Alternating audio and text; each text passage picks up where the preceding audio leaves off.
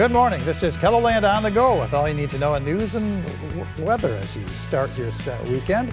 We also have your boredom busters coming up, but first, our top story.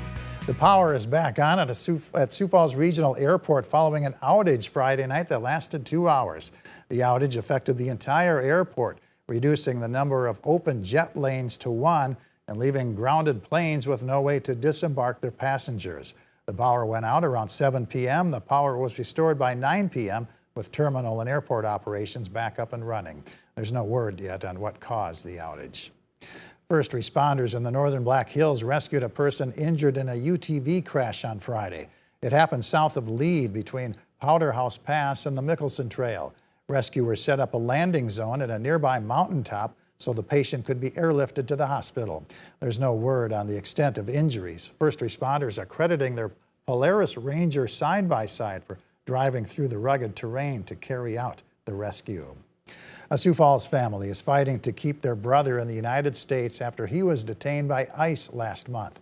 53-year-old Vaughn Promanki, who was born in Laos but grew up in Sioux Falls, was detained by ICE in Arizona last month and is now facing deportation.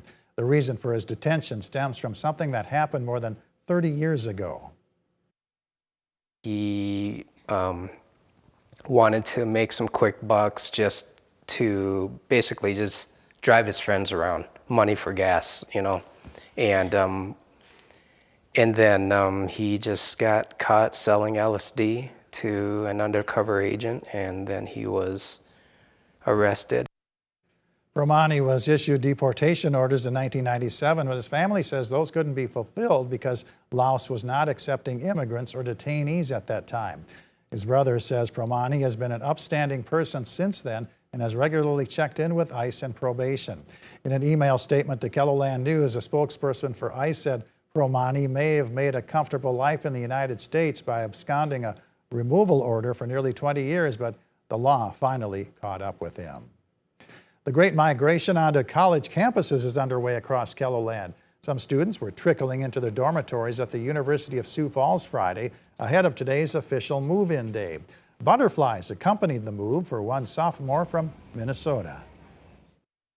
Just nervous about being away from family and friends from my hometown, but I'm excited because I have a bunch of new friends here to get to come back to. Today was also move-in day at Augustana University. Some Augie freshmen took a bus tour Friday so they could become familiar with the downtown area.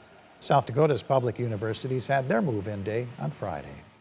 Let's take our first look at the forecast now with meteorologist Scott Munt in the Storm Center. Good morning, Scott. Good morning, Perry. Good morning, everybody. We have a cool day on tap for today. Temperatures in the 60s and 70s for afternoon highs. This will happen with mostly sunny to partly cloudy skies. And we'll have a northwest breeze come in around 10 to 20 miles per hour. The occasional higher gust may reach 30 in eastern KELOLAND. I'll have more details on your forecast coming up. All right, thank you very much, Scott. A young girl is being recognized for her quick and heroic actions this summer at an apartment pool. Sioux Falls Fire Rescue presented 9-year-old Avery Antonin with a Citizens Hero Award and a challenge coin. Avery rescued a small child who was drowning in the pool. I said, "Oh my gosh, he's under," and lifted him up by his armpits as high as I could. And then my aunt rushed over and told everybody to call 911. Once first responders arrived, they say Avery continued to help out by keeping other kids at the pool calm. Hungry Hearts was created to make sure students in need in the Sioux Falls School District receive a hot lunch. The nonprofit will host its biggest fundraiser of the year today at the Barrel House in Sioux Falls. We got DJs, live music all day. We got bouncy houses, dunk take, bake sale, and our big barbecue competition. We got the fire truck coming out. We're actually raffling off kids' ride to school in the fire truck, so that's a new item this year. The fundraiser runs today from noon until 10 p.m. at the Barrel House. The All My Relatives Festival is a celebration of Native American music, art, and culture at Levitt at the Falls. The festival begins at 10 a.m. featuring live performances throughout the day. There will also be an emerging artist showcase, a vendor fair, a fashion show, and children's activities. Admission is free. The Extreme Event Rodeo Challenge at McCrossin Boys Ranch in Sioux Falls features the Northern Bull Riding Tour, along with barrel racing and mutton busting. Gates open at 3:30 at the Leo P. Flynn Memorial Arena. Live music starts at 4. The rodeo follows at 5. Tickets are $16 and $8 for children. All proceeds will go to programs to serve the at-risk boys at McCrossin. And Wings Gymnastics Academy is hosting a birthday bash featuring 2 hours of nonstop fun for just $5 per child. Activities include inflatables, carnival games, candy, face painting, and open gym, plus giveaways from 3 to 5 p.m. Scott? And in weather, it looks like a cool weekend. Temperatures in the 60s and 70s for afternoon highs. Here's a look at Futurecast.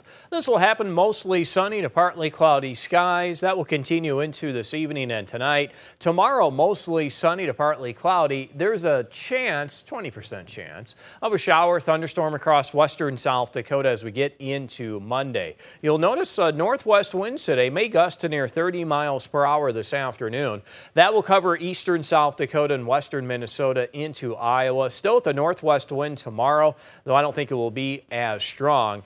And I think the takeaway here with our temperatures is, as we look at the 7-day forecast and even beyond, I think a lot of these days will end up being cooler than average. By the time we get into the last day of August, we are looking at the climate average highs of around 80 degrees across eastern Kettleland. This tries to bring in another hit of cooler weather for next weekend. Here's that forecast for today. We are looking at numbers in the 70s to near 80 degrees in parts of central South Dakota. Look at the cool air that's coming for tonight as temperatures fall to the upper 40s to lower 50s. And for tomorrow, you can expect temperatures in the 60s and 70s. And you can always check the details of the 7-day forecast while you're here online. Have a great weekend.